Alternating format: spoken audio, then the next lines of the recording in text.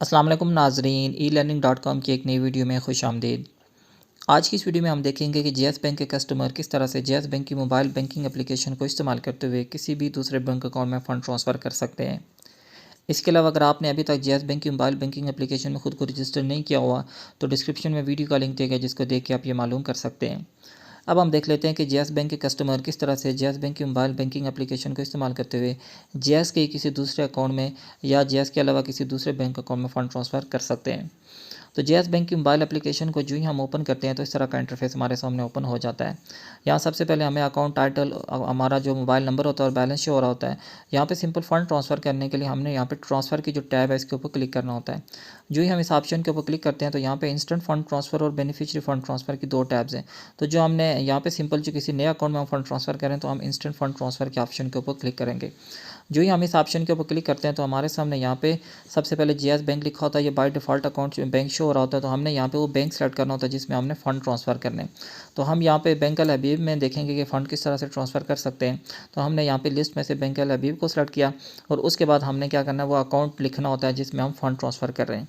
यहाँ पे complete account number लिखने के बाद हमने फिर से अमाउंट लिखनी होती है और अमाउंट लिखने के बाद यहाँ पे जो बेनिफिशियरी या ये जो एक लिस्ट दी जाती है कि किस पर्पज़ के लिए आप फ़ंड ट्रांसफ़र कर रहे हैं, तो इसमें से हमने कोई पर्पज़ सेलेक्ट कर लेना होता है और फिर से हमने नेक्स्ट के ऑप्शन के ऊपर क्लिक कर देना होता है।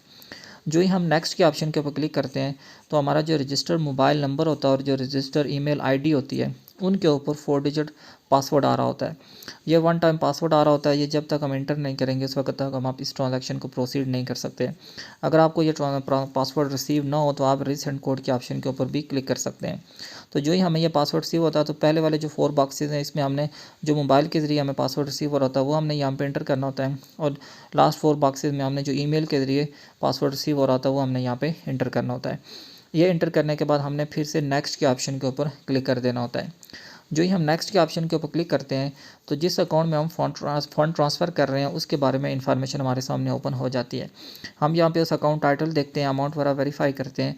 तो वो वेरीफाई करने के बाद हमने फिर से कंटिन्यू के ऑप्शन के ऊपर क्लिक कर देना होता है। जो ही हम कंटिन्यू के ऑप्शन के ऊपर क्लिक करते हैं तो इस तरह से हमारी ट्रांजैक्शन सक्सेसफुली प्रोसीड हो जाती है। यहाँ पे अगर आप इस अकाउंट को बेनिफिशियरी के तौर पर ऐड करना चाहते हैं, फ्यूचर में आप इसमें फ़ंड ट्रांसफ़र करना चाहते हैं तो आपको फिर से वो ईमेल आईडी और पासवर्ड वगैरह ना लगाना पड़े, तो उसके लिए आप इसको यहाँ पे बेनिफिशियरी के तौर पर भी ऐड कर सकते हैं। उसके लिए आपने सिंपल ऐड बेनिफिशियरी वाली टैब के ऊपर क्लिक कर देना होता है और इस तरह से वो अकाउंट आपका बेनिफिशियरी के तौर पर भी ऐड हो जाता है।